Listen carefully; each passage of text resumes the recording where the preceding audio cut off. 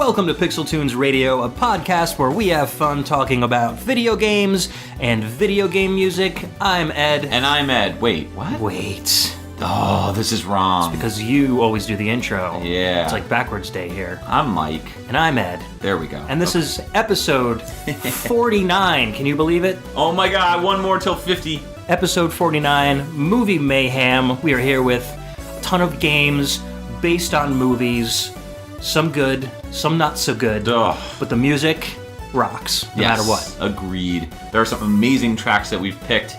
And I think they're all really good. Some are movie-based, some are not movie-based, so you'll kind of get a different flavor for each movie, game, soundtrack genre, if you will. Yeah. So what's your favorite movie? My favorite movie? Goodness. Mad Max, the most recent Mad Max Fury Road is way up there. Is it really? I really like It's literally The Crow. It's literally sitting on my desk right I know, now. I see it right there. It's been there, like my friend Justin let me borrow it, and I just haven't. Oh, you gotta watch it, dude. I know. I've seen it twice now, and it's been epic both times. Yeah. I really like The Crow. I like That's a lot a of good that movie. sci-fi stuff like Dark City. I really loved Event Horizon, Boondock Saints. A lot of those didn't really have games that accompanied them, but I love the Back to the Future series, and of course there were games to accompany that, although the ones that came out over here weren't that great. What about you? Well, Robocop is definitely my favorite movie of all time. The original Robocop. It's got action, it's got humor, dark humor, it's got ridiculous concepts. It's about a freaking Robocop. Yeah. You know, a robot cop. I have a feeling we'll be talking a little bit more about that in a couple minutes. Possibly. But as we go through the show, we'll definitely talk about our favorite movies, and we would love to hear about your favorite movies and movie-based video games too. Join us on facebook.com/groups/PixelTunes Radio. Chime in on the post that we'll make for this episode. It'll be pinned to the top of the group. Let us know what your favorite movies and movie games and movie game tunes are. Yeah. So you want to get into it?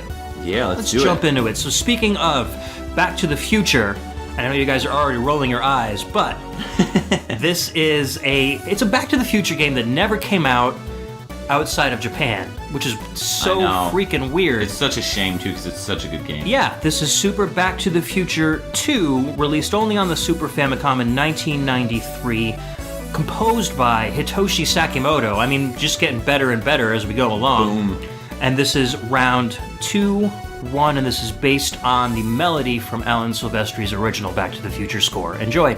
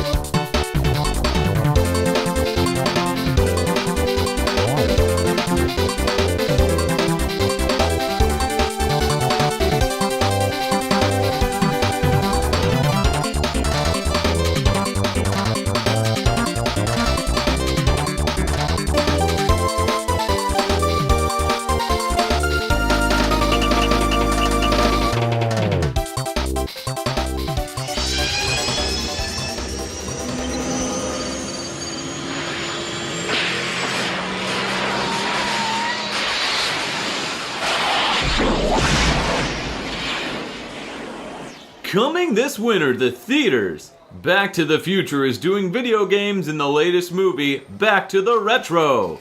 Doc Brown and Marty travel to the year 2015, where they happen to land the DeLorean in the parking lot of a retro video game convention.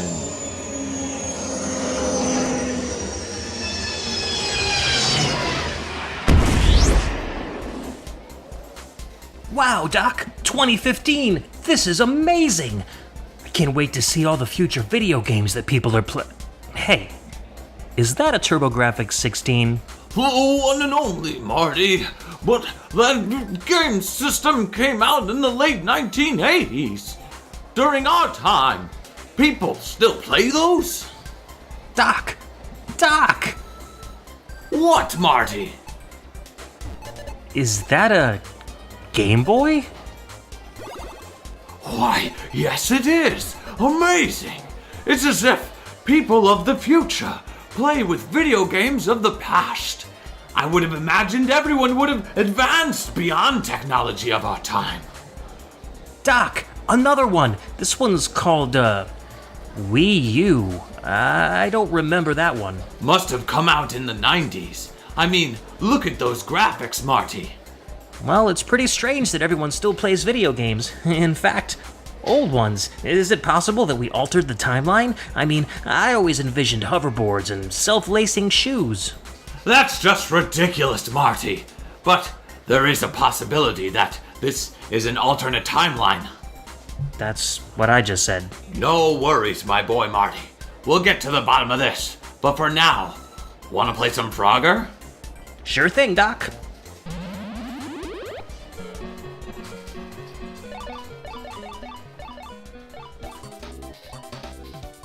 Welcome back. That was Super Back to the Future 2, and that track was called Round 2-1. Game was released in 1993 on the Super Famicom, and that track was by Hitoshi Sakimoto, a favorite of ours. Yes. I don't know, for me it feels kind of like, Hitoshi Sakimoto was like playing along with the main melody and then just kind of put his Casio keyboard on the default samba setting. Yeah. This has a very heavy samba inspiration, like samba Caribbean feel to it. Yeah. I like those little like beeps, the little like beep beep, like horns. Yeah, the little and the whistle at the end. Yep. You wouldn't think that these two melodies would kind of go together, or that melody would go with that genre of music, but they go together really well. Sakimoto makes it work, man. Yeah, He's just that talented. The game itself is really cool. It feels a lot like Sonic in a way. So you play as Marty McFly, and you're attached to your hoverboard for the duration of the entire game. Right. And you can jump and spin and jump on enemies, and the levels are kind of multi-tiered, almost kind of pseudo-maze-like, kind of like the Sonic games are, with different secrets you can get and coins you can collect. But all the bosses, mainly you're facing off against like Griff, Biff's son. Right. And it stays really, really true to the movie. Unfortunately, if you grab the Super Famicom version, everything is completely in Japanese. Mm-hmm. But there's a full English translation out there, which kind of rips the dialogue directly from the game, and it's a very accurate translation of all the menus and music and stuff. So it makes the whole thing very playable. I have played it through myself. It just brings the whole movie to life so well. I'm so disappointed it never came out over here. Yeah, it's a real shame. I mean, some of the Back to the Future games that we got were just really bad. Trashy. I have a bit of a confession to make. I've never seen all of the Back to the Future trilogy. Are you serious? I'm dead serious. Oh my goodness. I've seen bits and pieces of some of the movies, but I don't know, man. Just wasn't my thing. They're so much fun. There were so many movies that I just never watched. Or I watched the cartoon, but I never watched the movie. Like Back to the Future, Ghostbusters. Like, I never watched those movies when I was a kid, and so I don't have any nostalgia towards them. I watched the cartoons, though, and I loved the cartoons. I didn't so much like the Back to the Future cartoon, but the Ghostbusters, the real Ghostbusters cartoon I watched, and I loved that. So, yeah, it's really weird growing up and, like, seeing all these people have, like, this amazing nostalgia for these movies, and I'm kind of like, meh, I don't know. My parents were very careful about which movies they let us three kids watch when we were young. And Back to the Future was like one of the movies that they were totally okay with. So I didn't see it in the theater when it came out. Not the original one anyway. I was still a bit young. But, it would always play on TV, like, Saturday afternoon, Sunday afternoon. So we'd always, like, catch it while we were flipping by, and we would always just sit and watch it as a family. Most of the people hate Back to the Future 2, or not hate it, but think it's, like, the low point of the trilogy. Really? It's actually my favorite of all of them. Because I always thought the third one nobody liked. Oh, no, the third one was really good. Oh, was it? It's not because it takes place so far in the past, and it like primarily just takes place there. It's not so much a time travel movie as it is almost like a period piece. So it doesn't feel a lot like the first two movies, but it's a really good action adventure movie. But the second one, I think people thought just wasn't as good as the first one was. But, you know, I'm more of a sci-fi guy, so instead of going into the past, I was really curious to see like the future how they represented the year 2015. And now that we know what 2015 is like, you know, we can tell a lot of the stuff was pretty accurate, and a lot of the stuff was not accurate at all. Some of that fashion. The fashion, the flying cars, you know, obviously the hoverboards are just starting to come out, but they did video conference calls, and picture-in-picture, and, you know, huge screen TVs, and stuff like that. And Jaws on the Commodore 64 is still in windowsills. Right, that's right. They had that, and it was. There were a couple of Nintendo games in there too. Yeah, it was like Friday the 13th or something. I don't remember what it was. No, it was LJN. I mean, they had a huge deal with. That's right. They were LJN games. Yeah, because all the NES Back to the Future games were LJN. Yes. So, and Jaws and all that. I mean, Warner Brothers pretty much like owned LJN as far as like licensed games. They were like, who are we gonna go to? LJN. And they mucked it up every time. Yeah, pretty much. Well, not according to Matt Ezro, but... Yeah. So anyways, you can head over to romhacking.net, just search for Super Back to the Future Part 2, and you can find a patch to translate the game into English if you want to play it on an emulator, or I'm sure you can probably find reproduction cards out there that have already been translated. Cards. Yeah. Totally worth a play, super fun game. If you've seen the movie, you will definitely enjoy playing through the game and just seeing all of the parts of the movie become interactive. Yeah, and as far as Hitoshi Sakimoto, we've talked about him numerous times before. You know, he's done Midnight Resistance and for Base Escape, Ogre Battle, tons of games. Yeah, we don't even need to really talk too much about him. I think we've featured him at least 2 or 3 times on the show so far. Absolutely, yeah. So, I guess we'll move on to our next movie game, or game movie, or whatever you want to call it. This one is your pick, and gee, I'm so surprised. I love this movie, and I love this game. Robocop on the NES. This game came out in 1989, about 2 years after the movie came out.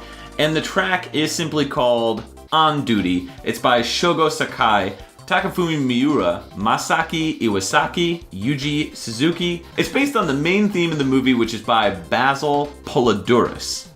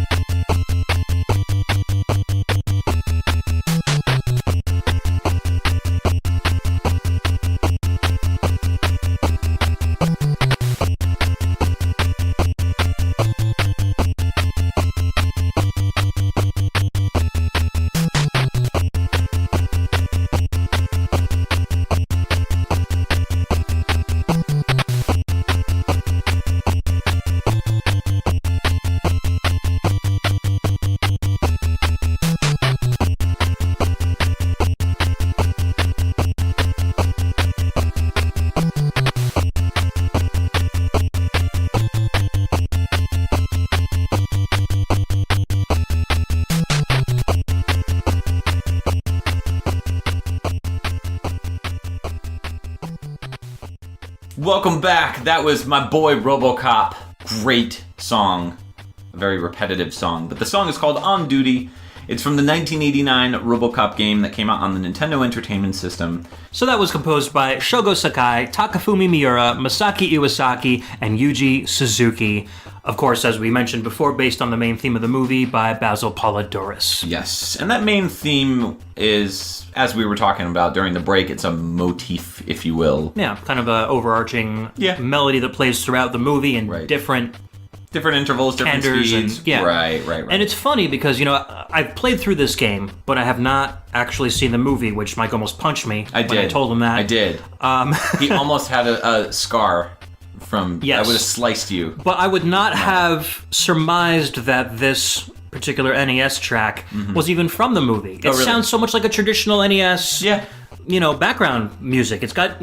I would have thought that maybe it was a little more playful than what should be in a Robocop game. Right. But after actually hearing... So, we obviously can't play it on the podcast because of copyright reasons, but if you search for Robocop Rock Shop on YouTube, you will hear after, like a minute and a half or so, this melody plays during that song, and you'll hear it's a direct comparison between that soundtrack and this NES soundtrack. Right, so. and you hear this song throughout the entire game, but you only hear that one little small snippet of the actual Robocop theme, this song Rock Shop. I think they took one specific melody that they could use and they kind of looped it. It works, but I mean, if you heard like Rock Shop in NES form, I just don't think that it would work because it goes slow-paced, it's a cinematic fast. Piece. Exactly. Very symphonic. Right. So they kind of just turned it into a traditional kind of Japanese action music song. Yeah. The game itself is one of my favorites. In all honesty, I love this game.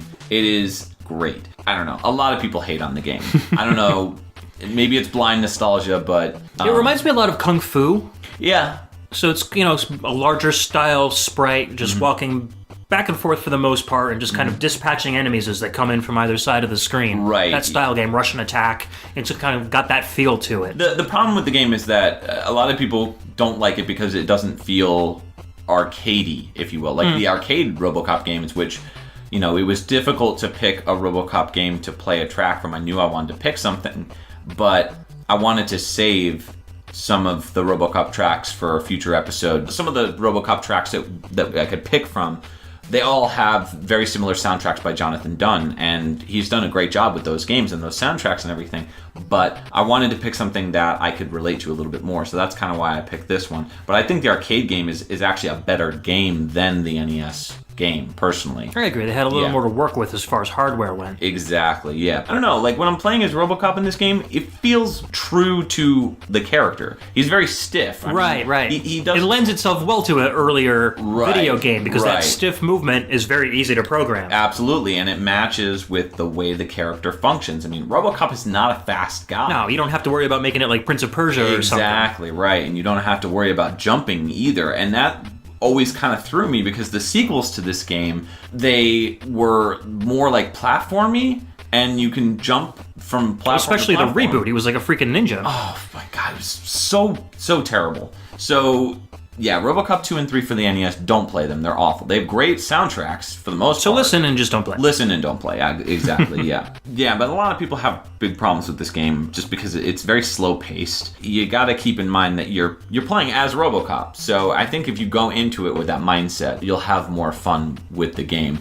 As far as the music goes, there's not a lot of music in this game. This is probably the best track. Yeah, it's called On Duty because it pretty much plays whenever there's a action sequence for the most part, aside from some bosses. Right. And some of the later levels, I think, have some different background music in them. Yeah, there's a couple tracks that are worth noting, like the song that plays when you're doing target practice, which is like a first-person kind of thing when you're moving the cursor around and shooting little targets. Like a poor man's duck hunt? Yeah, a little bit. I have gotten so good at this game that I can get all of the targets and I can beat the whole game in less than 15 minutes. Well, look at you. I know. So I'm going to dust off my shoulders right now because I'm feeling pretty proud. So in your opinion, if you were at a game shop and did not own this game and saw this game priced for, say, like $1, would you purchase it? Absolutely. So, I already own it box complete. So you're saying that you'd buy that for $1? Oh, I can't believe I didn't see where you were going with that. Yes, I'd buy that for $1. I had to make you say it at least once. Yeah. All right, let's talk a little bit about the composers. Obviously, Shōgo Sakai, we've talked about several times in the past, especially because I gush over him whenever we play something from Mother 3, but he also worked on Bloody Wolf, which we played on the Matt Ezero episode as well. Now, Takafumi Miura worked mainly for Data East, also worked on Bloody Wolf and Bad Dudes, Werewolf the Last Warrior, Metal Max, so a lot of NES games early on. Worked on all of the Metal Max games. So Metal Max, Metal Max 2, Metal Max Returns, which I think was a DS game. I don't know if those were too popular or actually came out in North America, but they were well known for their pretty decent soundtracks. Kind of like a post-apocalyptic RPG I didn't even know what Metal Max was, in all honesty. Did music for ABC Monday Night Football for the SNES, and Magical Drop, and then had some original game music in Abobo's Big Adventure, that indie game in 2012. Yes. Yeah, Masaaki Iwasaki worked on Magical Drop 2 and 3, Magical Drop F. Mother 3 actually did the sound effects for.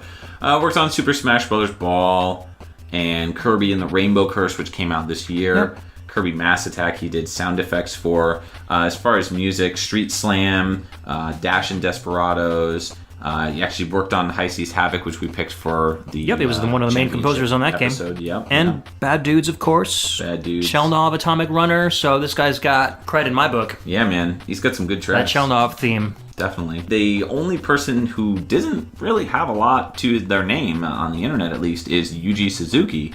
And he's done Al Unser Jr. Turbo Racing. That was the last game he came out with. That was back in '89. He did sound on that. Also worked on Bad Dudes, Bloody Wolf, Robocop, Captain Silver, Heavy Barrel, and Boulder Dash. So he's kind of... Mostly Data East stuff. Yeah, and mostly very vague, like just sound credits, not necessarily composer credits. Yeah, and programming, maybe sound effects. Exactly, right. So, but still, it took a bunch of people to make this song what it is. And he helped make one of Mike's favorite games, so you really can't argue that. Yeah, man. I'm okay with that. Our next movie game is actually 3 movies in one. True. Die Hard Trilogy for the PlayStation. This was released in 1996. This is Wall Street from Stephen Root and Neil Palmer.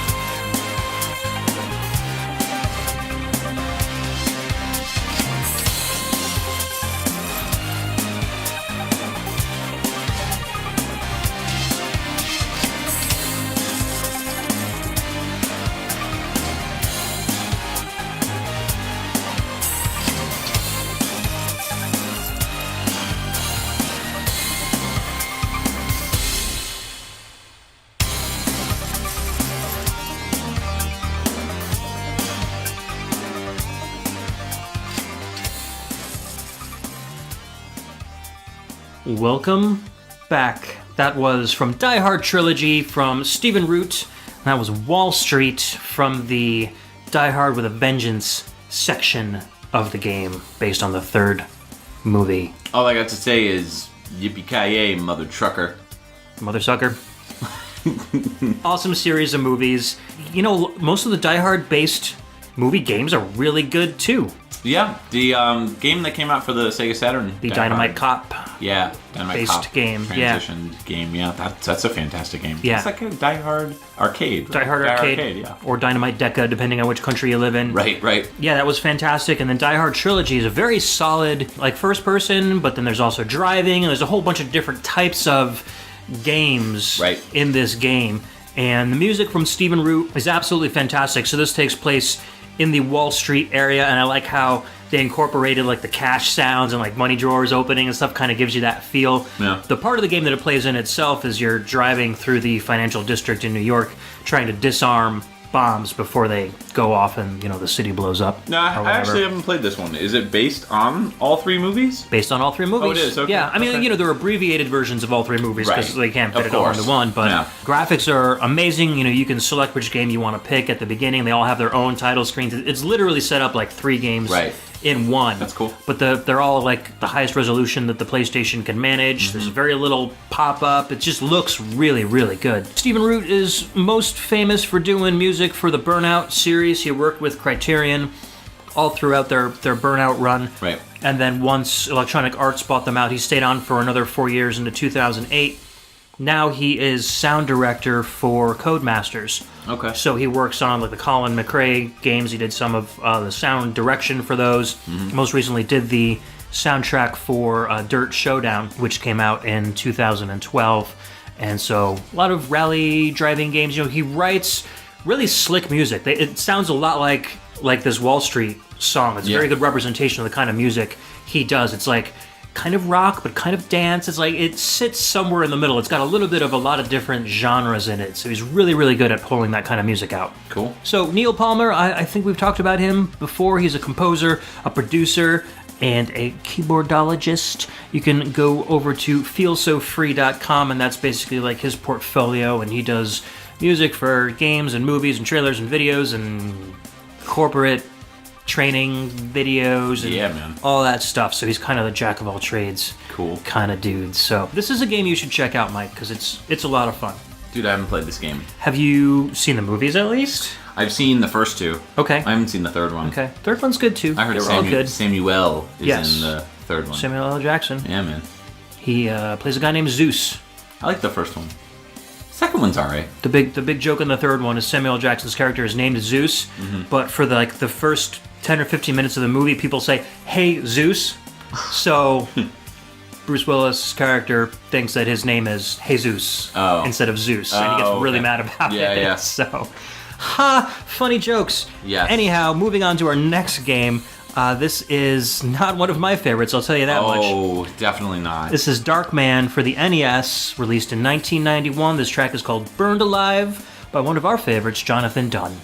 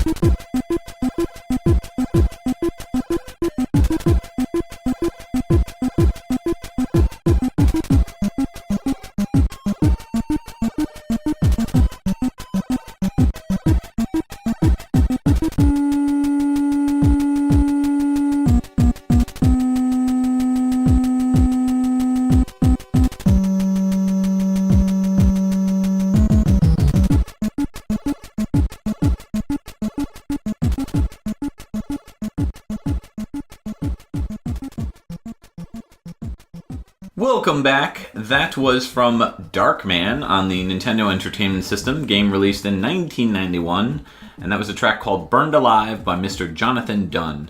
And wow, this game is horrible. Oh my god, okay, let's talk about this game first, and then we'll talk about the music. Let's do that. The game is a platformer. It also has elements of, I guess, puzzles mixed with like also first person parts. So the main chunk of the game is you're playing as Darkman. Now, for those of you who don't know who Darkman is, it's a character played by Liam Neeson in the movie Darkman, which is directed and written by like Sam Raimi. He's a scientist who gets burned alive by this evil people, and he seeks revenge on them. So he has to like wrap his face in like all these rags and stuff, and you know, he kind of disguises himself so that people can't see all these terrible burns that he has and everything.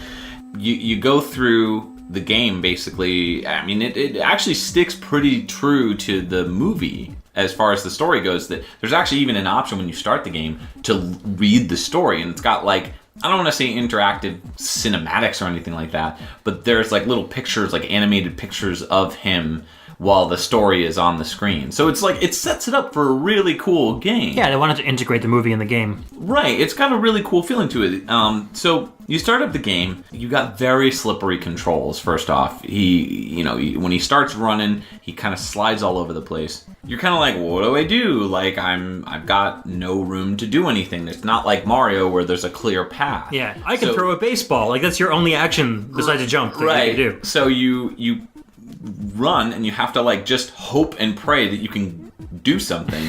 So you grab this pipe and you crawl up the pipe, and then you're like, where do I go? They focus so strongly on like making sure that you know how to balance on the balance beams when you're walking on these like tight ropes up top. Mm-hmm. And so they do a really good job of kind of displaying like how you do that. But then like the combat is so horrible.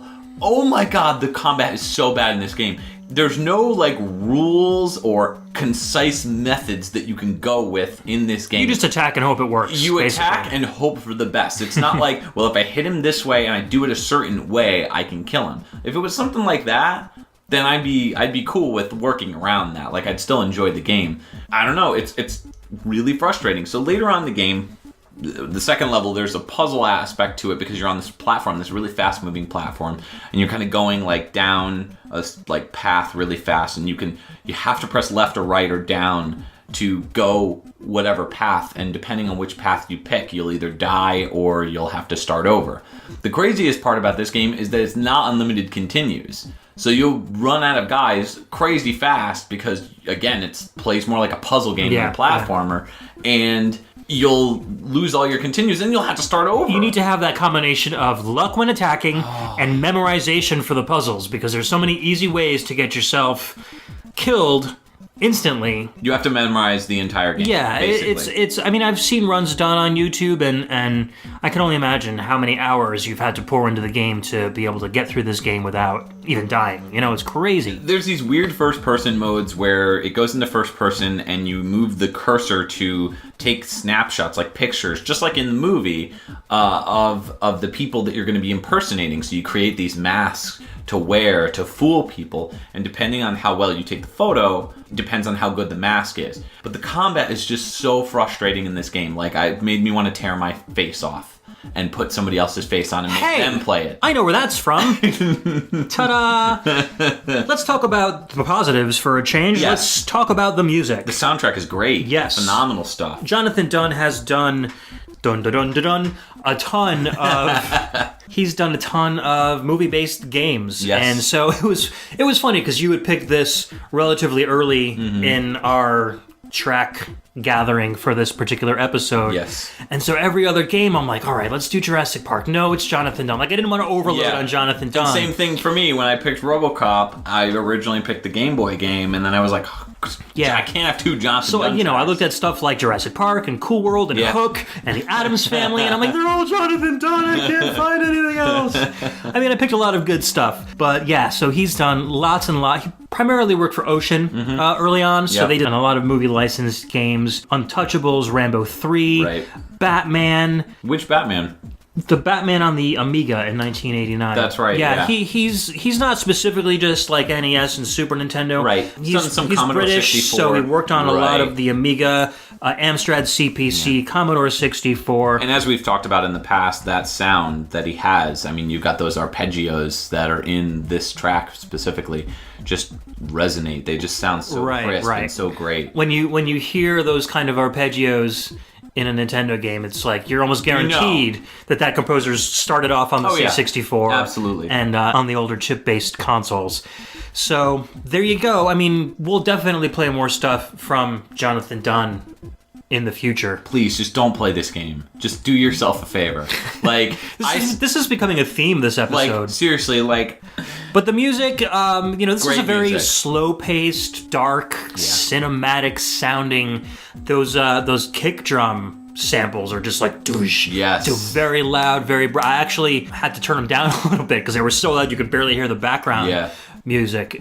So when you play it on an NES, it's good to have like extra speakers hooked up to your TV so you can really get the full effect of that really cool bass sample. Yeah, I have a stereo system on my old school setup. So I have my CRT television, which people have seen in reviews, and that is hooked up to my stereo system, which has a subwoofer. So this game sounds great on a subwoofer. The only problem is it's Nintendo, so it's mono sound, unfortunately. Right. All right. Well, let's move on to our next game. This is Lethal Weapon on the Amiga. Wow. Yeah. I think this might be the first... No, that's not... We've played Amiga tracks in the past. All right, good. But I felt like we needed a little variety. Music. Plus, this is Mission 1. Barry Leitch is one of the composers on this, along with Dean Evans. So definitely worth a play. Let's go for it. Let's hit it.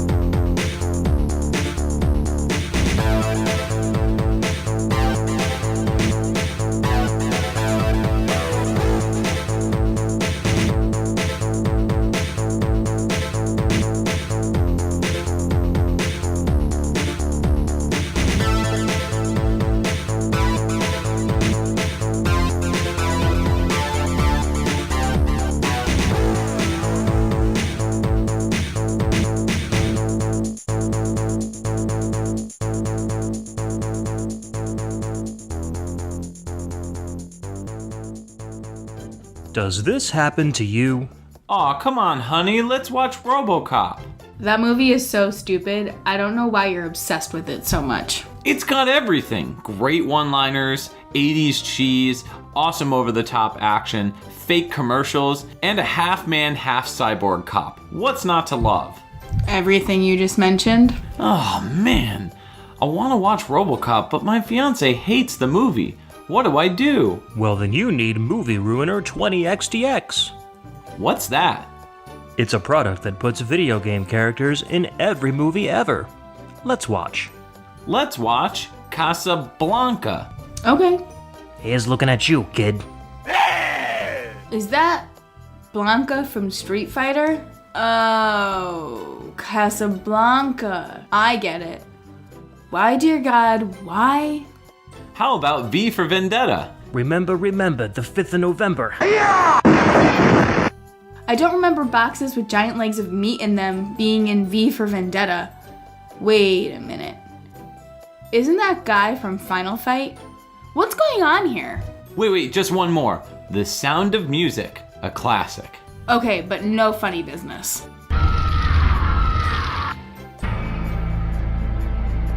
Flawless victory. Fatality. Sindel for Mortal Kombat? Really? Alright, fine. Let's just watch Robocop. Thanks, Movie Ruiner 20XX. Available at Borders bookstores. Not available in Denmark. Children under 35, get your parents' permission before putting Movie Ruiner 20XDX into your VCR. Side effects include death. Void in Sweden. Coupons not accepted after midnight.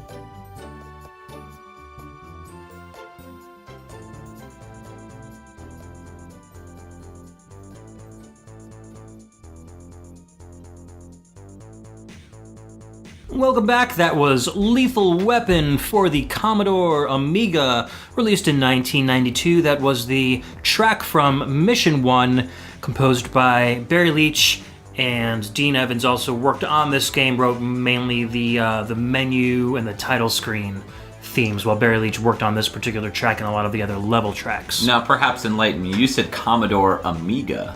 Yeah. Commodore bought out Amiga? No, Commodore made the Amiga. Did they?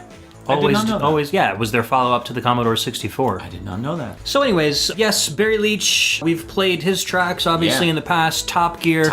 Most recently, he came back to the video game composition scene with Horizon Chase for iOS, and it's now out on Android, and I believe it's also coming out on the PS4 as well.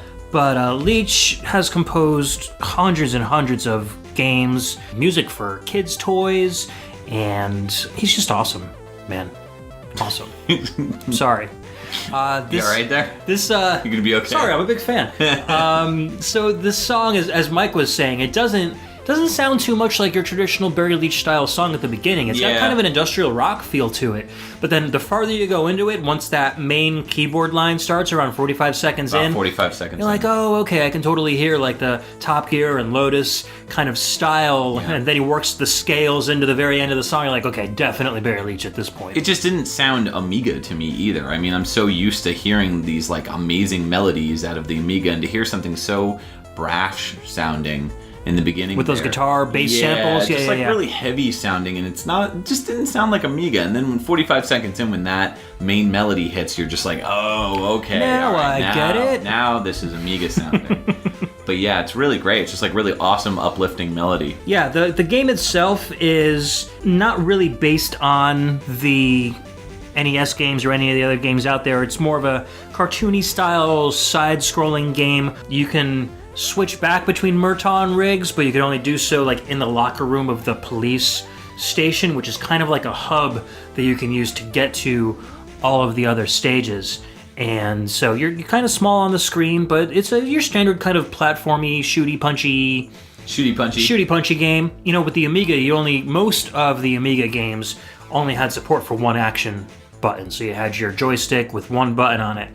So you have to press up to jump. And in a platforming game, I always dislike that. Yeah. So I wasn't able to get very far in this game because, I don't know, for some reason I would always like just try to start walking forwards and then, there I am jumping for no particular reason, and there I go down a pit or into an enemy. Mm-hmm. But it is fun. The control's pretty tight. I don't know. I had fun with the game. It's just a little unique kind of thing, and I felt that the track was cool. Yeah, and man. the whole soundtrack for this game is cool. Dean Evans' music is a little more subdued, kind of like a light, jazzy new age style, and we'll hear more from him towards the end of the show. But, Barry Leitch was very influenced by a lot of the gothic kind of electro bands that were from Europe in the early and mid-'80s, so that sound comes through in a lot of his music. It's a lot more upbeat, a lot more energetic, just like this one was. Have you seen this movie? I've seen Lethal Weapon, yeah, I've seen all of them, actually. I've only seen bits and pieces of most of them. Yeah, I don't know. They're funny. Yeah. The Joe Pesci character gets a little annoying after a while. Well, he's Joe meant to Pesci. be like the comic relief while like Merton Riggs are the straight guys, Right. it gets to be a little... So are you trying to say that I'm your Joe Pesci? Is that what you're saying? Oh, exactly. Yeah. Exactly. Exactly. I'm Mel Gibson, you're Joe Pesci. Nice to meet you. Wait. Minus all the racist stuff. Who's Danny Glover? Harley. Our dog. You mean my dog? He's my dog now. Oh, he's your dog now? Yeah. Oh, you're adopting him. Well, this is PixelTunes Castle Basement, so he hangs out here. It's our dog. That's true. He's the PixelTunes mascot. No. No? No. We already have a PixelTunes mascot. Who's the mascot? Was he the badger nozzle thing? Right. Yeah. That thing you mentioned once in one show that I don't remember? That everybody knows is the mascot, clearly. Alright, let's move on to the next game. This is Batman for the TurboGrafx 16, also known as the PC Engine in Japan. And this is the 1990 release. This is Level 1 by Naoki Kodaka.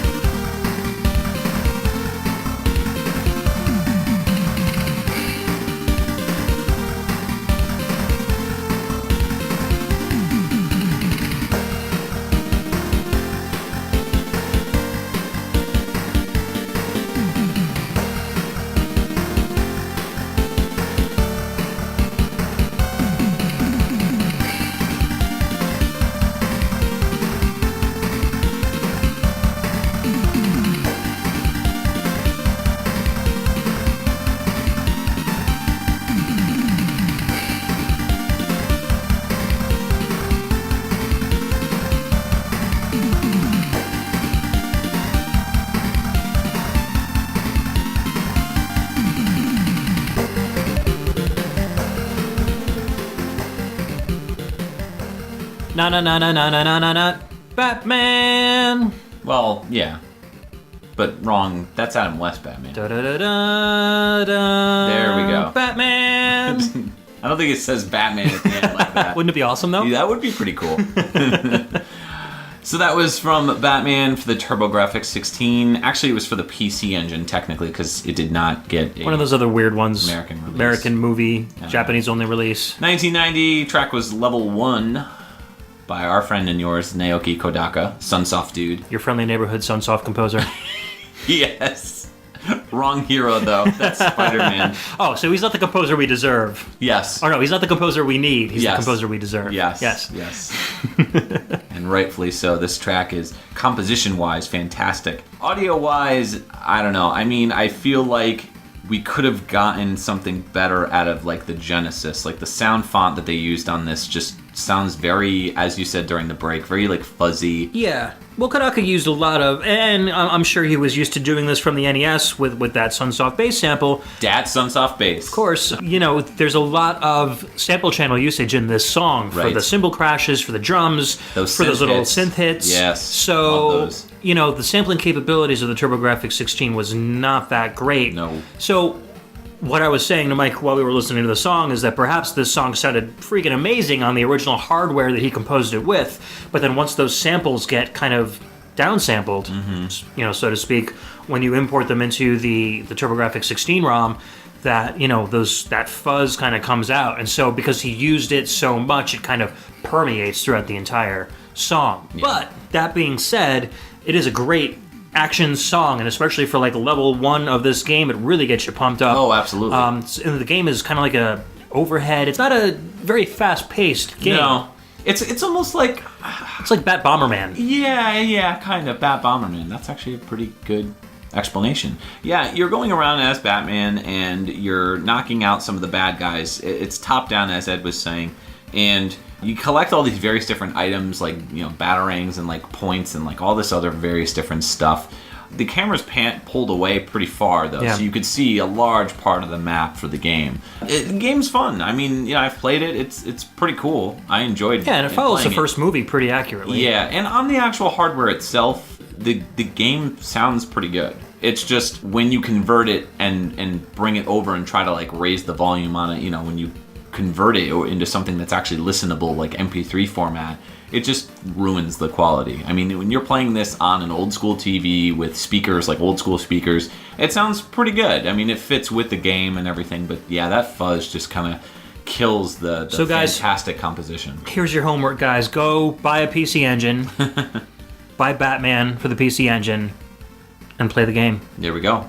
And then you can listen to the music as intended. Yes. Naoki Kodaka, of course, needs no introduction, as we said before. Sunsoft guy, primarily worked on Sunsoft games. Worked on Yeah, Batman, we talked about him. Batman, Fester's Quest on the Spooky Tunes 2. pretty much every version of Batman. Like Batman, the original NES game, the Genesis game, Return of the Joker.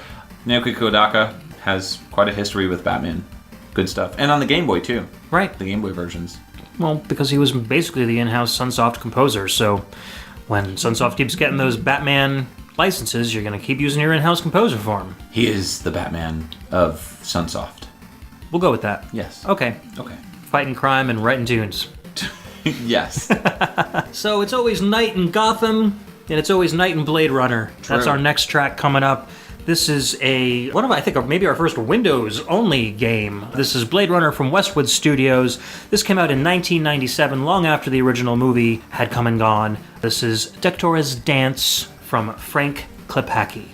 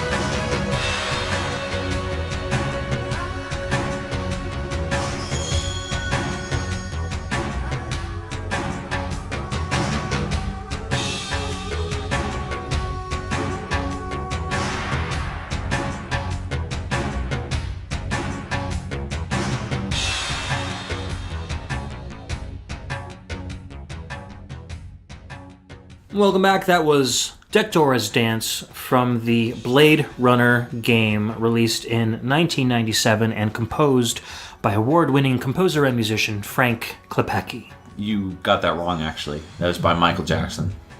The bass line might have been maybe by Brad Buxter or something. I was waiting, seriously waiting for to come out. Yeah, totally a Michael Jackson bass line, just a little slowed down. Yeah, and well, 97 was around that age, too. But this sounds right out of Bad, like Michael Jackson's Bad. I can see that, I guess. But, to be fair, the original Blade Runner movie soundtrack had that very kind of similar electronic synthesized sound as well. He was just of the age when yeah. that happened.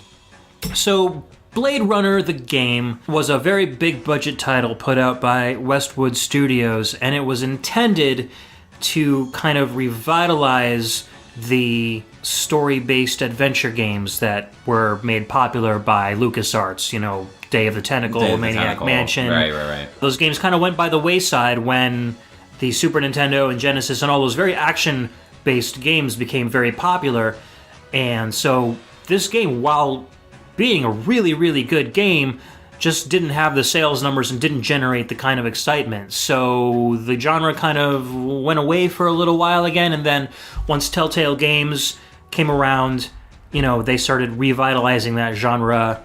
I would say Phoenix Hardcore. Wright. I would say Phoenix Wright had a lot to do with it, and the Wii. Possibly. And the DS as well. That's not what got me back into the genre, but I'm saying, those games started popping up way more often because of the pointing mechanics and the tapping mechanics of the DS and the Wii. I mean, tons of those games came out. Yeah. They're procedural kind of games, but I don't know if I'd call them like an adventure, a text-based adventure game, like in the vein of What, Phoenix Wright? this. Yeah. Oh, I absolutely would. I mean, you gotta figure, you're going around to various different places, traveling to various different places. You're not controlling a character. Well, that's the thing, is that you're controlling characters in all of these games, so it's kind of like a side-scrolling... Yeah, but it's text-based. I mean, it's more, everything that you're doing is I guess you're based seeing on more clues similarities between them than I am. But anyways, we'll leave it up to the viewers. Yeah, viewers. And the listeners. Yeah. And depending on how you're watching this or listening to it. True. Anywho, so anyways, this game was kind of overlooked, and it's unfortunate because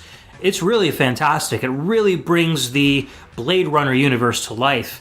And Blade Runner is one of my favorite movies, being a big, gritty sci-fi fan.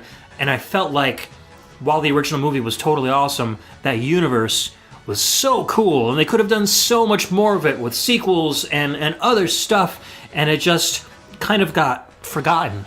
There are big fans of the movie, but the IP itself just kind of got forgotten. It's kind of a cult hit. It's a cult hit. Yeah, exactly. So I was really excited when this came out. I actually bought it the day it came out, and I was really happy that it kind of broadened that universe and broadened the city. It doesn't actually take place, it doesn't follow the movie. So you're a different detective, you're trying to solve a murder You're not Detective Harrison Ford. You're not Detective Harrison Ford, you're not Decker. It really kind of, like I said, brings the universe to life and follows, and there are a lot of allusions to the original movie itself, but you're following kind of a parallel storyline. So I was really, really happy with it. I wish that it had been a little more popular so that maybe there would have been sequels or expansions to this kind of thing. I like Blade Runner in a concept, but not the actual movie. I don't know. The big... I know exactly what you mean. I love steampunk type stuff, and I love like Ghost in the Shell type stuff, which obviously Ghost in the Shell was inspired by Blade Runner. My biggest issue is I like the art style and the aesthetics of it, but Blade Runner is a very slow movie. It was a film noir movie, essentially. It absolutely was. It just happened to take place in the future. I think it just dragged, especially like towards the end. I was just like, oh my god, I just want this to be over. And it just dragged, and that was like, I was totally on board with the movie until the end. Yeah, I agree. It didn't end the way I expected it to end either. I like the concept of morality that it introduced and all of that, but I felt like the amazing universe was just kind of a small bit player when it could have been a lot more present. Yeah. And there's, like I said, I'll just repeat it again, there's so much stuff they could have done with that universe that never got done. Yeah. So anyways, we'll talk a little bit about Frank Klepacki since we haven't talked about him at all on the show, and he's a very prolific composer and instrumentalist. He has done music for tons and tons of different companies, LucasArts, Electronic Arts, Virgin, Disney, Hasbro, Ubisoft, Sega. He scored the first real-time strategy game in history, Dune 2, in 1992. Very famous for doing the Command & Conquer, Red Alert games, and those soundtracks are mind-blowing. Dune 2, like the sequel to the movie Dune? Yes. Okay. Yes. Did Dune Spice get a sequel? and all that. Well, in the books, there's an expanded That's right. universe. Yeah. But, no, I know. But Dune was also a very popular series of PC games, Yes. aside from just the movies and the books. And keep in mind, we're saying Dune, Not Doom. not Doom. No, not Yes. Bobby Prince's Doom soundtrack. Yes. This is Frank Klepacki's Dune 2 soundtrack. Yes. Hoping this pop filter brings through the N's and the M's. The popos and the muff. It sounded like the lion from Wizard of Oz back there. Oh, you need to get some courage there. Well, I know a lady who does have courage, and that's Aeon Flux. And that is our next movie-based game, and is based on the movie that came out around 2005. The game came out right around the same time, based on the cartoon Aeon Flux. This game came out for the PS2 and the Xbox. And this song, well, we don't really have a name for it. We're just going to call it Q8 Loop, because that's the name of the actual title track that's in the name of the file soundtrack. on the disc. Exactly. There you go. And it's by Kyle Richards.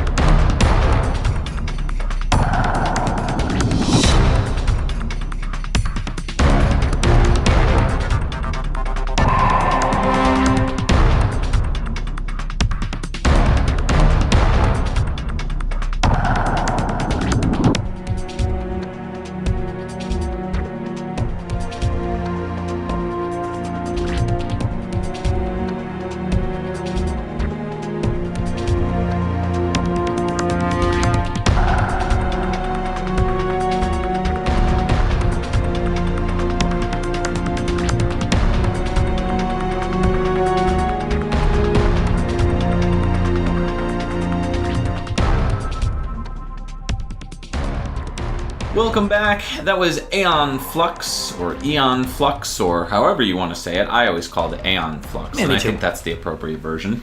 And that was the game that came out for the PS2 and the Xbox. And yeah, that song again was called Q8 Loop. And that was by Mr. Kyle Richards. So, have you seen the show? Aeon Flux? Yeah, I mean, I used to see or watch Liquid TV all the time. Yep. Yeah. So it's based on the Liquid TV show and later kind of like the actual show that came out for Aeon Flux got transitioned into a movie. One really cool thing about the game when you start up the game is it starts like the show. So there's actually an animated cutscene. And then transitions into CG. Transitions into CG, and you've got the character basically played by the movie characters. They took the movie character skin, who is Charlize Theron. They basically kind of... They put her in the game. Yeah, put a likeness in the game. Revamped her animated version of it. The movie bombed. I mean, unfortunately, the movie did not do so well. I enjoyed the movie for what it was. I mean, it was a cool sci-fi flick that wasn't anywhere near as good as the show, in my opinion, but I just think the show and the movie are just such different beasts. Yeah. That you can't really transition that into a movie. I don't know if Charlize Theron was right for that part. Oh, really? Either. I'm going to disagree with that.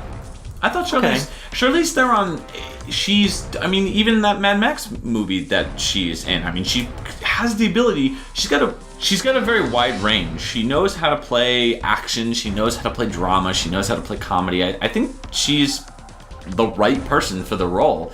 I just thought, and she certainly looks great with dark hair and, skin tight leather and everything. I mean, she looks good as Aeon Flux. I just kind of felt that she didn't watch the cartoon. She just kind of came up with this character on her own and was like, hey, I'm going to just act the way I want to act, not the way that the character She needed to be like a little more snarky, I think, kind of like the cartoon version was. Yeah. I felt that she was kind of flat, and I guess maybe that's why I kind of... She is not flat.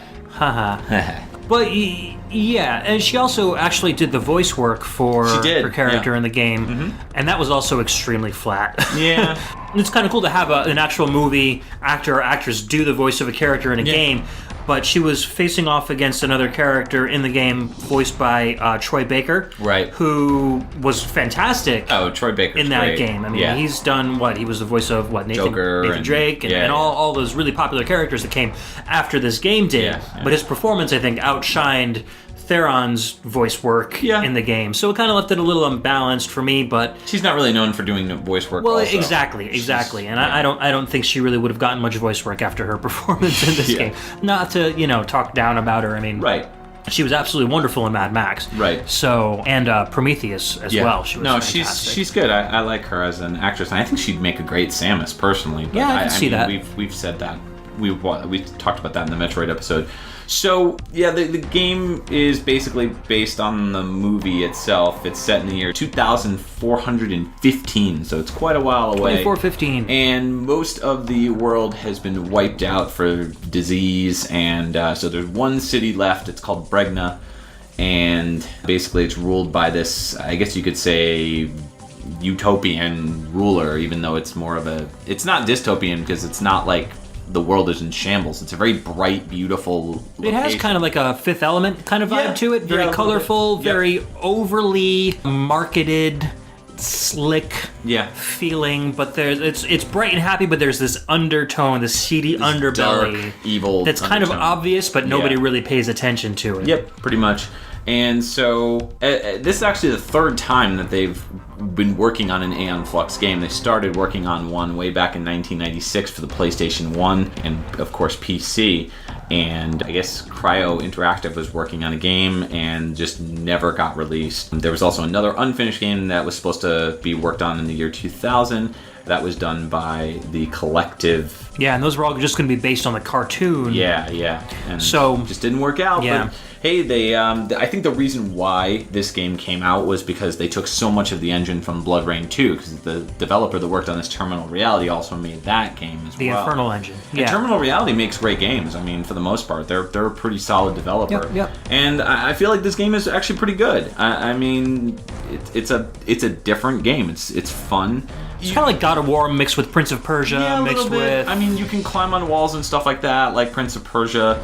It's got shooting gameplay, like third-person action shooting. Yeah. It's also got these puzzles too a little bit, where you can get in these balls and you can roll around and stuff.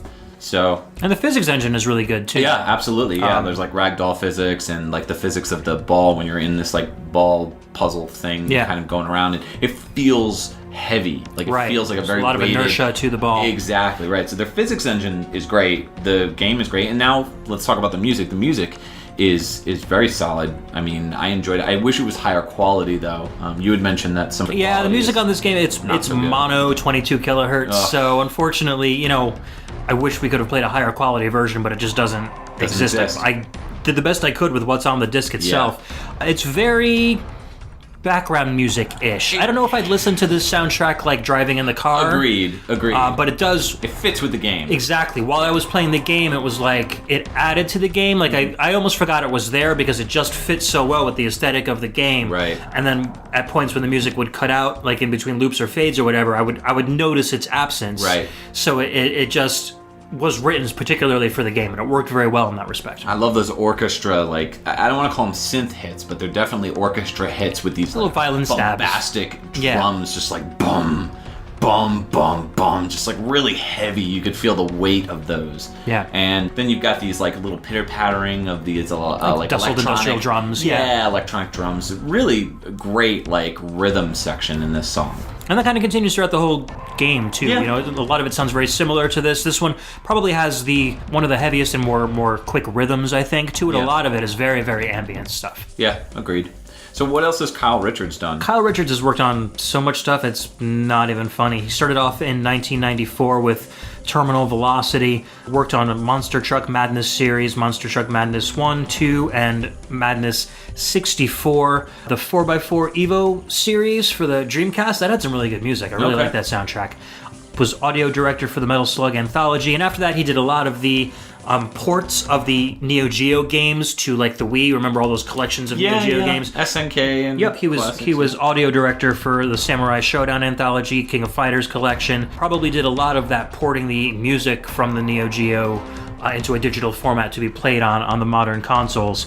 His most recent games were dialogue editing for The Order 1886, and then Helldivers, which just came out on the PS4. He worked on dialogue recording and editorial for that. So I think he's specifically credited for the limited edition bundle for Helldivers, so I think maybe he did some editing for the extra content, like the developer commentary and stuff. He did the soundtrack for the box. The box? The limited edition box.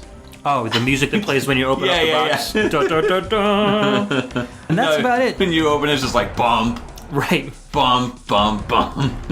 Little disco lights. Yeah. And I forgot to mention he also did the music for Blood Rain and Blood Rain 2 as well. So he definitely has the ability to create music for this style of game. Cool. Yeah, let's move on to our next track. This is one of the games that I owned as a kid, though I have never, ever seen the movie. You haven't seen Top Gun? I've never seen Top Gun. Oh. Yeah, no. What's wrong with you? I don't know. Lots. One of the minor things being that I've never seen Top Gun. This is the original NES version of Top Gun, released in 1987. This is the refueling theme by Kiyohiro Sada, Kazuki Muraoka, and Koji Murata.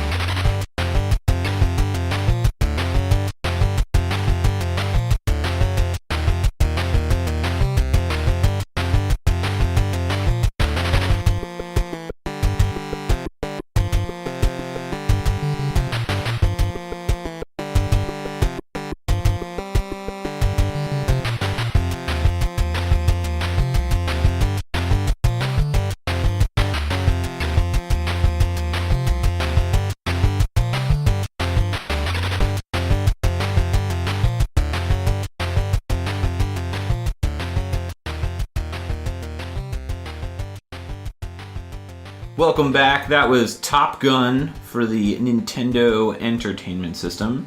That was a track by Kiyohiro Sada, Kazuki Muroaka, and Koji Murata. And that was called Refueling. Refueling. You ain't fooling anybody. Refueling. All right, there you go. Yeah. Have you played this game? This game gets terrible, terrible reviews from everybody. So, it's funny because you said that during the break we were talking about Top Gun, and I've seen it a couple times actually. You said you've never seen the movie. I've never played the game. I have no desire to play the game. You have no desire to see the movie. So there you go. Together we couldn't care less about Top Gun. But together we know everything about Top Gun. Yes. At the same time. It's so weird.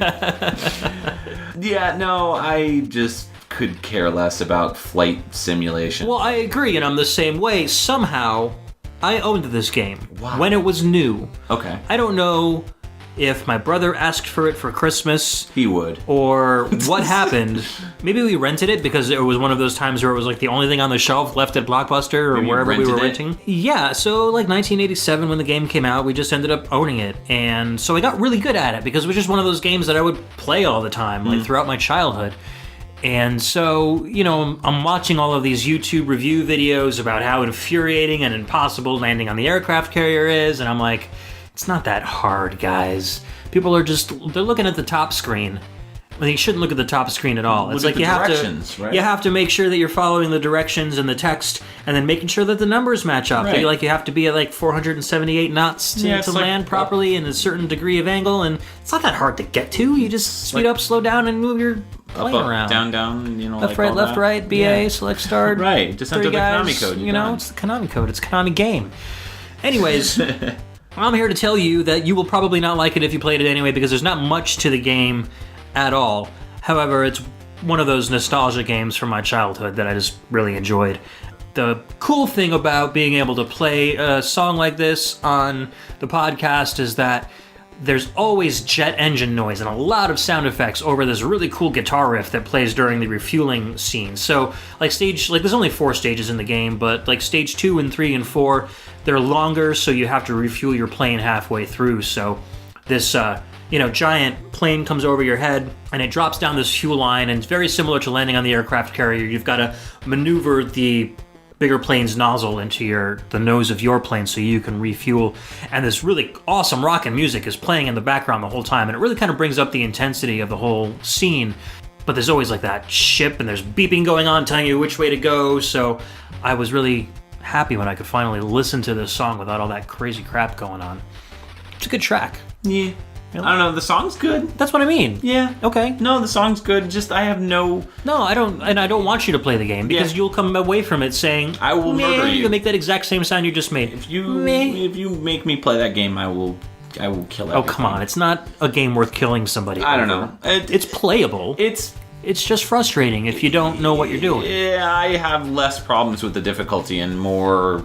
I just wouldn't want to play it. I don't know. A flight simulation. It's like a first-person thing. It's Planes like come out of watching- it. It's like Afterburner. It's like without watching seeing your somebody plane. else eat tacos. I want to eat tacos. I don't want to, watch somebody eat tacos. But you're not watching somebody else play the game. You're watching somebody else fly a plane. You're flying the plane. No, I'm not. Who is flying plane? Bear's flying plane. How can that be? How can that be? Oh, man. I have no idea. I don't know. So- Top Gun, Yeah, whatever. Maybe I'll watch the movie Movie's good. someday. Movie's good. How about if I watch the movie, you play the game? Deal. Deal? Deal. Deal. All right. Excellent. Sweet. I'll have to video myself watching the movie so you can video yourself watching the game, and then we'll put it on YouTube or something. Put it on the Facebook group. Yeah. Anyhow, getting a little silly here. Let's talk about the composers a little bit. Koji Murata is kind of a freelancer. Worked for Konami, but then also did Bases Loaded, which was developed by Tosei, which we learned on our Jellicoe episode.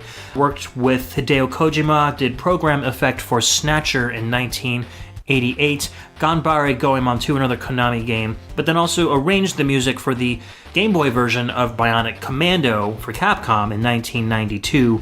And then Axria Retro World in 2012. And that's a indie game that kind of took elements of NES and Game Boy games and mixed them all together. So he's got some music in that. That seems kind of new and neat. Kazuki Muroaka Yeah, he is basically a Hideo Kojima guy. He's done pretty much every... He lives in Hideo's basement.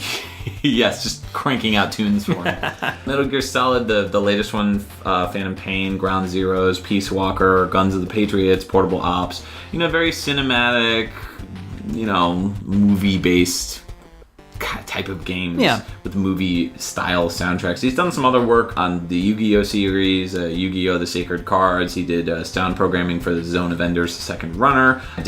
Worked on sound for Boktai, The Sun Is In Your Hand, that Game Boy Advance game. That made you go outside? Yes. Those jerks. Yeah, I know, right? God. Worked on some Beatmania stuff, Police Knots, Lethal Enforcers, Gradius 3, Parodius. So, basically was a Konami dude, and yeah. Yeah, and Kiyohiro Sada started off with music creation and later on kind of went more towards the sound effect and sound programming route. He was one of the composers for the original Contra. Started off with Russian Attack and Stinger in 1985 and 86 for Konami. Wrote the music for Blades of Steel. So a bunch of these very popular Konami games. The Adventures of Bayou Billy, Special Cybernetic Attack Team, Scat, he did sound design for, Spanky's Quest, and then after a while started doing the Summon Night series, so Summon Night, Swordcraft Story, and Summon Night 3. Those were in 2003, and did some sound effects and programming for some of the Resident Evil games along the way. So Top Gun was kind of like a very early stage for a lot of these composers that went on to do a lot of bigger things over the next 2 decades. And it shows. I mean, the game itself starts off with a really well-done rendition of the original Top Gun movie theme, which is really good. And then there's only 2 or 3 pieces of music in the game, which is weird that there's 3 composers that worked on it. Yeah. But all of the compositions for this game are really, really solid. So it just goes to show the talents of these guys were just starting to blossom. Very They were true. like little flowers. They just needed some water and love. Okay, then. And now they are blossoming throughout the video game industry, creating little Konami gardens. Thank you, Bob Ross. Happy little composers. All right, our next game is Rambo, which came out on the Nintendo Entertainment System in 1987. This was Stage Theme by Toru Hasabe.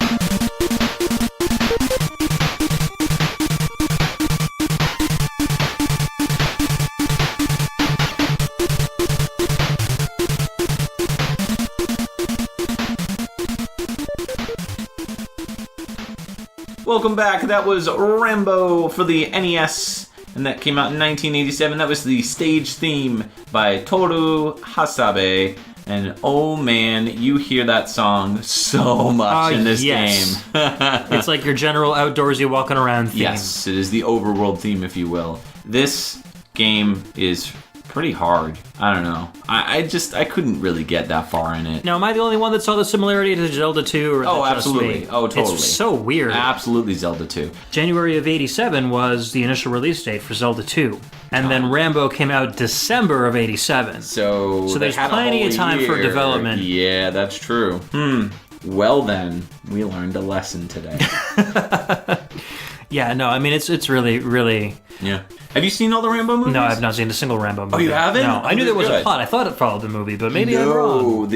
So I think it follows the second movie or the third movie. I've only seen the first movie and bits and pieces of the third movie. Oh, and I saw the new one, the Rambo 4 that came out. Right. That was just called John Rambo or whatever. Yeah, that one was really good, actually. It was really gruesome, though. Like, a lot of blood. But the first Rambo is kind of a depressing movie. Like, this war vet, John Rambo, comes back from Vietnam, and basically everybody hates him because, that was back when everybody hated these soldiers that were coming back from Vietnam. And, like, it's kind of a sad movie. Like, I don't know. But, I don't know. That's just me. It's still it's Rambo. John freaking Rambo! I mean, the second movie and the third movie were more action-y, Right, The they were first traditional movie action movies. It's more like, hey, spare some change, man. And you're like, dude, you're John Rambo. Yeah, like, but you never, it's funny because you never see that stuff depicted when you think of Rambo. Right. You always see the shirtless guy with the machine gun and the headband. And that's what he became, Yeah. He was a super tough dude. But, like... That's just how it goes. But, as far as the soundtrack, this game, like, I don't know, the soundtrack and the game fit well together, I felt. This song is definitely the best song on the soundtrack. It's great. It's infectious. It's an infectious action Japanese track. It's just really great. It drives the gameplay all the way. It makes you want to keep playing the game, despite the fact that the game is very, very difficult, very hard. I agree. You don't get a lot of weapons for Rambo. I mean, you get a knife, and that's basically it. You can upgrade later on, and you get guns and stuff like that. But, like, limited ammo. Like, Rambo to me, and I don't know if you've ever played the arcade Rambo game that came out fairly recently, like in arcades, like in Dave & Buster's. Yeah. That game is totally fun and really good. And that's what Rambo should be, is just mindless action. If you're gonna play a Rambo game, that's what it should be. Some of the I think the Master System game and the Genesis game supposedly are really good, especially Rambo 3 from what I've heard on the Genesis. Yeah, this one is much more like a, infiltration kind of game. Yeah, almost kind of like wants to be like a side-scrolling Metal Gear Solid. It's just kind of confusing deal. because everything looks the same. Yeah. And so... And there's no map. You just press up and down over certain areas to switch between boards or levels or whatever you want to call them. And it's very hard to get your bearings because everything looks the same. The tile sets are very limited in the stages. So, unfortunately, unless you've spent a lot of time with the game and memorized it, or you have kind of a walkthrough or some sort of a Nintendo Power style map to guide you through it, it's going to take a lot of trial and error to get through this one effectively. Right. Yeah. It proves to be a very difficult game. It's not. I mean, it's non-linear. It's not like Metroid non-linear, where like there are some legit differences between various different points. I mean,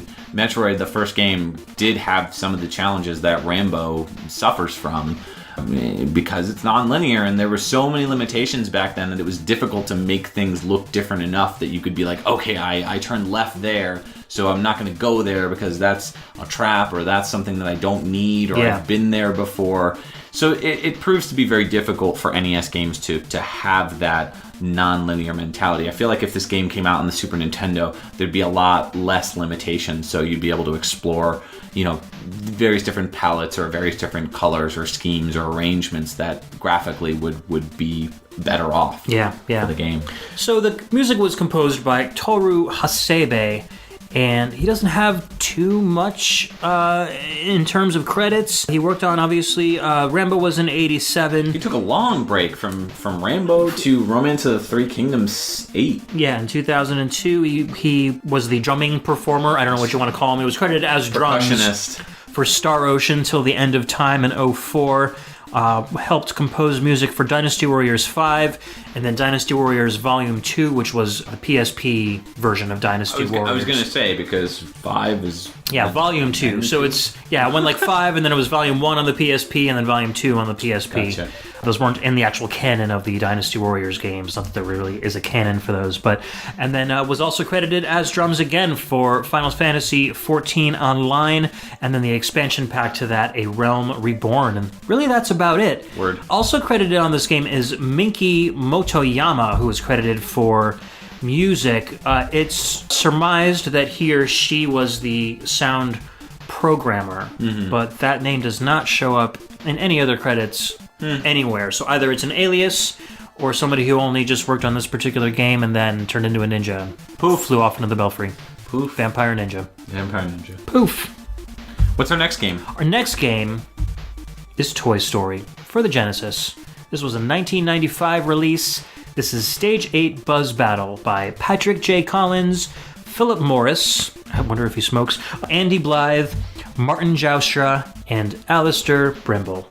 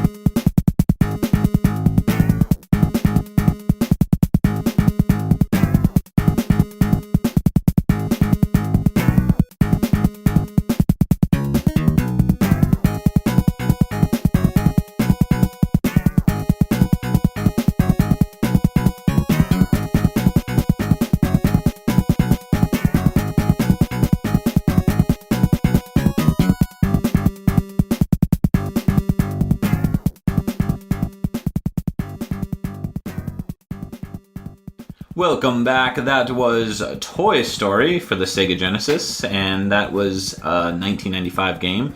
Stage 8 Buzz Battle. Track was composed by Patrick J. Collins, Philip Morris, Andy Blythe, Martin Joustra, and Alistair Brimble. And yeah, a lot of people worked on this. Now, as far as the music and the soundtrack and everything goes, this soundtrack is actually pretty unique for the Genesis because it uses a specific, it supports mod playback. Well, just the title screen music. The rest of it's all just FM. I mean, the drums are so tight. I love the rhythm section. Yeah. That's all probably using the sample channel. Yeah, no, I really like the drums in this. Just really snappy, sharp bass drum that is borderline double bass almost. And then you've got this kind of, I don't know, like this keyboard that kind of comes in, and you get these like little weird notes that kind of like are right at the end, the tail end, like the meow. So it sounds like a cat meowing almost. It's cool. I dug the track. Later on, the track has some higher end stuff that I wasn't that big of a fan of. Just sounds like something out of the Master System, in all honesty. But no, it was cool. I dug it.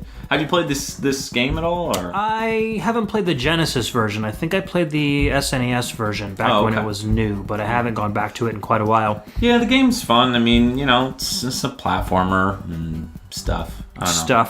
I mean, the Pixar games are generally pretty good. Yeah. I like that the Pixar games in the future speaking from the perspective of this game. So like, you know, the 3D based Pixar games where they were able to use character models that were directly based on the like 3D models from the movies themselves. So they looked very, very accurate. Yeah. Like, you know, Eddie, when he was a kid, was a huge fan of WALL-E. He would watch that over and over and over again. So, the game would look exactly like the movie did when you started playing it on your Xbox 360 or your PS3. So, and graphically, this wasn't a slouch. No, this used Genesis. techniques similar to like Donkey Kong Country, where they digitized the models from the movie and then made them into. So it's a very colorful, very well animated game with very big sprites. So they kind of brought the Genesis to its limits when programming this. Definitely. No, it's impressive. I mean, graphically, musically, for the technical aspects of it, is very impressive stuff. Toy Story the movie. Do you have a favorite out of the trilogy? I like 2. I think 2 was my favorite. 3 was too, I don't know. It felt like it was trying to extract feelings out of me that I didn't want to have. What's this liquid coming from my eyes? That kind of thing. It was almost like scientifically designed to make you feel bad at the end. Yeah. But whatever. Yeah, I actually haven't seen the end of it. So yeah, it's pretty emotional. Yeah. It's pretty emotional. Well, I watched Up. Yeah, and I was Up was great. I was like, why would you make... my fiance made me watch it, and I was like, why would you make me watch that? Buckets of tears. Because they didn't... Because of Titanic, basically. Because women wanted to go to the theater and freaking cry over it. I don't understand that. Bizarre reason. Weird. But yeah, the first Toy Story movie was really good. I'd probably say that's the best out of the 3, in my opinion. 2 is okay. It's just... I don't know. Those CG movies aren't my bag. 1 looks... As amazing as it looked at the time, 1 is looking kind of dated. Oh, now. Oh, absolutely. Yeah.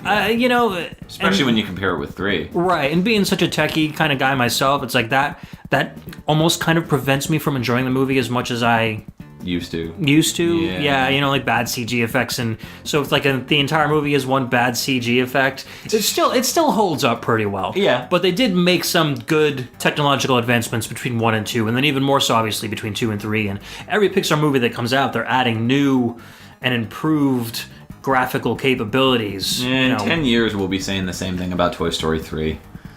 What, that it looks dated? Yeah. Yeah, no, we probably will. Yeah. And we'll probably be saying the same thing about current day Pixar films. They're getting more and more photorealistic as we go on. Yeah. So, but in any case, back to Toy Story, the Genesis game. It's pretty much a side-scrolling action platformer, collecty, get to the end of the level. I mean, it's nothing that's groundbreaking in any way. Right. Yeah. Mm-hmm. I guess one of the things that kind of holds me back about this tune is that it feels like something I would have composed on Cakewalk in 1994. Every note's the same velocity. There's no performance feel to it. It's all just we stuck these notes in these blocks and then played them all. Right. The tune is good. It just lacks kind of a human element to it that would make it sound like a real kind of a rock band song. It feels like a program song. You're thinking that you're exactly right. It's a program song. It's a song that was designed and created by a computer. It doesn't have any emotional feeling to it. Yeah, exactly. So to speak. It doesn't have any kind of ramping up, if you will. Yeah. Yeah. I like that. It's just on the go. It's cool. Boom. Just boom, boom. I mean, it is Buzz Battle. So is that a boss music? I don't know. I haven't gotten that far in it. Bro. I don't know. Bro, you haven't tried this game. So anyways, with a title like Buzz Battle, it sounds like it's going to be kind of an intense part of the game. So I think feel you're like fighting Buzz in this level. It maybe makes sense. I mean, so it is called Buzz Battle. So music like this, yeah, I mean, it would be appropriate for that kind of a action-oriented, intense stage. So cool. The giant number of composers that worked on this. Oh my. Who did what? I know, so Alistair Brimble was credited because there is kind of a unique soundtrack aspect to this game. As Mike mentioned before, the title screen music, Alistair Brimble actually took the digital sample channel that the Genesis had and programmed a Amiga mod player for it. So if you were to listen to the title screen music of this game, it sounds nothing like a Genesis. There's no FM whatsoever. It's all just sequenced samples played one after another, which is very cool. We'll put that up. Yeah, we'll put that up on the Facebook group so you guys can check it out. Now, as far as Martin Joustra goes, he has done a lot of the Pixar games. He started off with Mickey Mania in 1994. Toy Story was the year after he was part of the music composition and adaptation team. And Toy Story 2, he wrote the music, basically converted the original music by Swallow Studios, and then went on to Crash Bandicoot, Haven, Call of the King in 2002, and then his last credit was for Finding Nemo in 2003. Andy Blythe actually was, I guess, working with Swallow Studios because he also did the sequel, Toy Story 2. Buzz Lightyear to the Rescue came out in 99. That was by Swallow Studios. Yeah, they must have both been members of Swallow Studios. That's what I'm thinking. Yeah, did the work for Disney's Toy Story, of course, Mickey Mania. Yeah, his credits are actually identical to Jastra's. So they must all twinsies. Yeah, man. So, and then Patrick J. Collins did audio for a bunch of different games, mostly Disney-ish type games.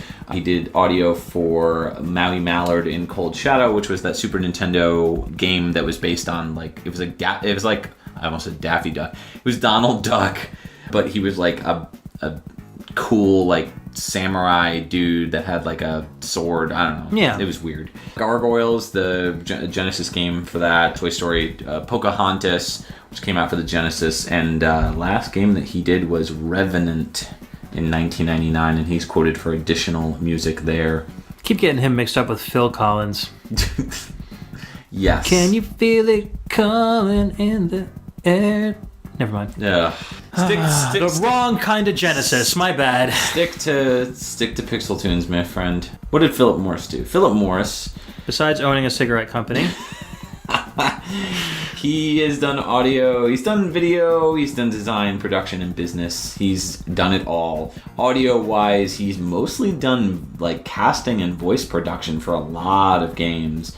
So music, I think he was more of a music manager as far as this goes. I mean, he's only credited for composition or music in a game called Microcosm, which I believe was a Sega CD game. Yes, it was. Yes. Among other things. The rest of the games that he's done, mostly just music manager or music production, music supervisor. He was the supervisor on Toy Story, Destruction Derby. He did editing on Darker, Ring Cycle, Bram Stoker's Dracula. So he managed the sound teams, and then when it was time for cigarette breaks, he would supply them cigarettes with Marlboro and Philip Morris branded cigarettes. Hey, smoke up, boys. You know, you're not going to need your voice. We just need your fingers on those piano keys.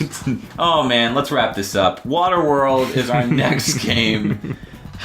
You picked the worst for last. What? Super Nintendo, 1995. Wait, worst movie or worst music? Worst movie. Okay, all right. Yeah. I was hoping you weren't going to say the soundtrack was awful, because the soundtrack is amazing. The movie's terrible. The movie is terrible. Mission Theme 2, Dean Evans was the composer. We talked about him a little bit. We'll talk about him after the break.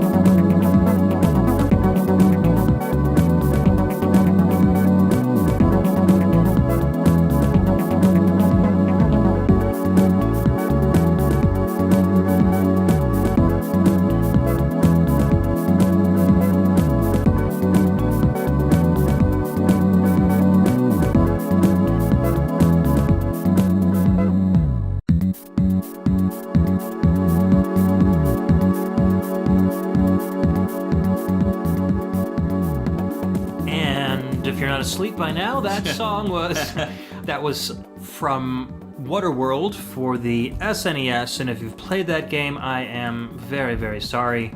That was Mission... that movie, I'm very, very sorry. Yeah, that too. That was Mission Theme 2 from Dean Evans. The game came out in 1995, right around the release of the movie, and I suppose the Waterworld legacy is a very awful one, with terrible games and a terrible film. Terrible everything. Except the soundtrack. Yeah. I guess the soundtrack is the one good thing that came out of that millions of dollars that they spent making all of these Waterworld branded products. You know, this, as we were talking about the Aeon Flux track, not really something I'd listen to in my car, you know. Yeah, It's agreed. something that I would throw on in the background while I was working, you know, just chill out, you know, just hanging out. Best part about this song is the drums, in all honesty. It's very laid back, very chill.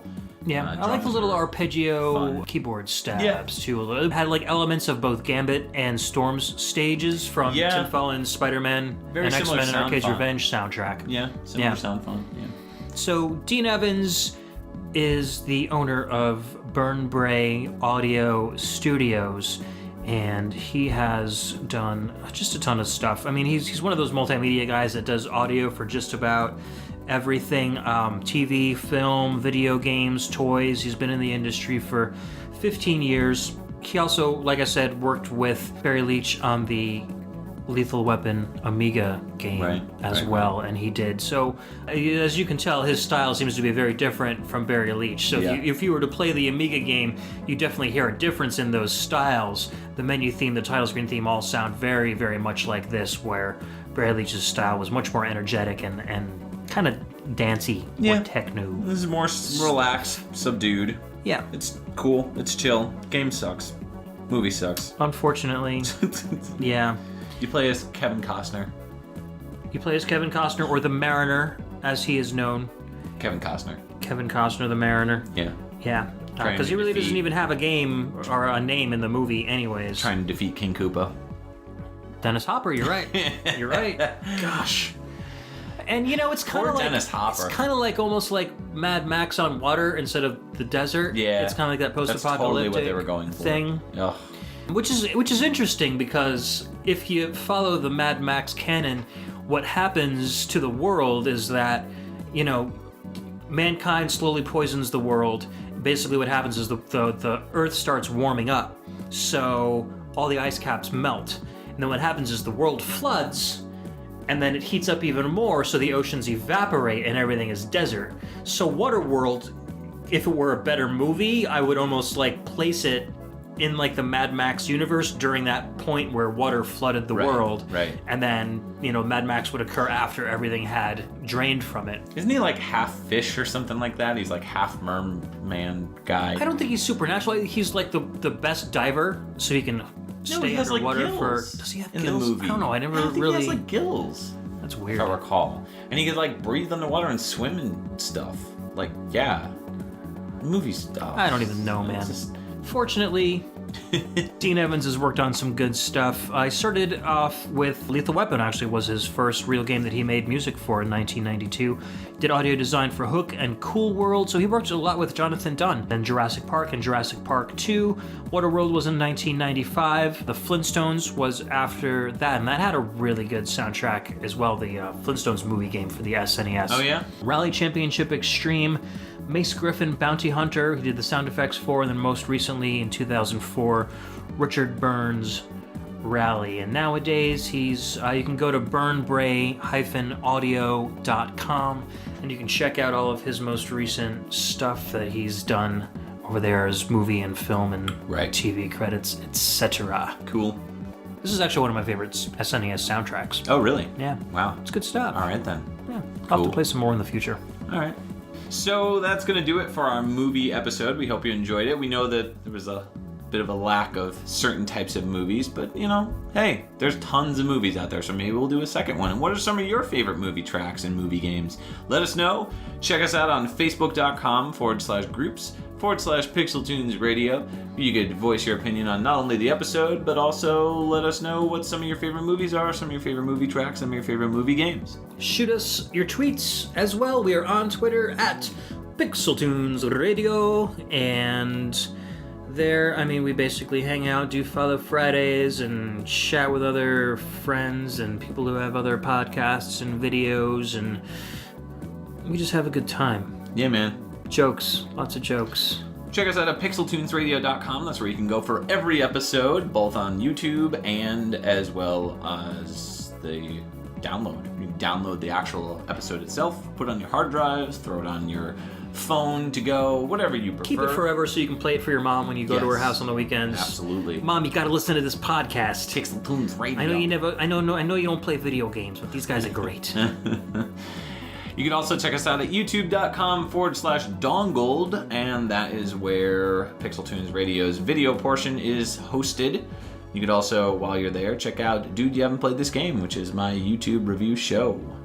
You can also check us out on iTunes. Give us a rating on iTunes. We would love to hear from you and hear feedback on how we're doing, what you thought of the show, if you enjoyed it, if you don't enjoy it. Give us some constructive feedback that we can use so we can mold the show so that we know what you like and what you don't like. Exactly. And speaking of the Facebook group, we've had a few actual video game composers come and join us on the group. So it's a really good opportunity to, kind of check out your favorite composers. Hiroyuki Masuno, famous for Shadowgate and Deja Vu and The Uninvited, actually found us and joined our group. That's awesome. And just recently, this morning, as of this recording, Guillermo Badolato actually just joined us. He heard us play his soundtrack from Little Red Riding Hood's Zombie Barbecue on our Spooky Tunes episode. Zombie barbecue!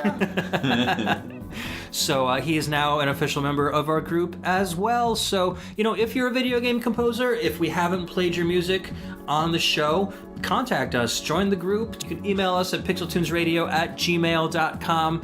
Send us some samples of your tracks, and maybe we can do a little audio interview, or, do some questions and answers, and we'll get you on the show. We'll have a great time. Cool. Sounds good. So, episode 50. 50. 50. What do we have planned? So we're doing Free Pick 2 Turbo Edition. I picked 6 tracks, Ed picked 6 tracks, and then you vote for me. We pit them head to head. And hopefully it won't be a tie this time. So weird. Yeah, that was pretty weird. Yeah, so you get to vote for who picked the better track. We'll pick weird themes and do the whole shebang. So it'll be really fun. We love picking tracks and having you guys vote on them. Yeah, it'll be a nice 50th anniversary special. We want, to interact with you guys as much as possible. So, and then we'll have a little vote up on facebook.com/groups/PixelTunesRadio, where you can tell us which of our pairings of tracks you enjoyed the best, and vote for Ed, who is your favorite co-host. You mean Mike? No, I meant Ed. Well, you meant Ed, but they meant Mike, so... No, I think they meant Ed. Listen. Have a good one. All right, guys, we will see you in 2 weeks for episode 50 extravaganza. Peace out. Bye-bye.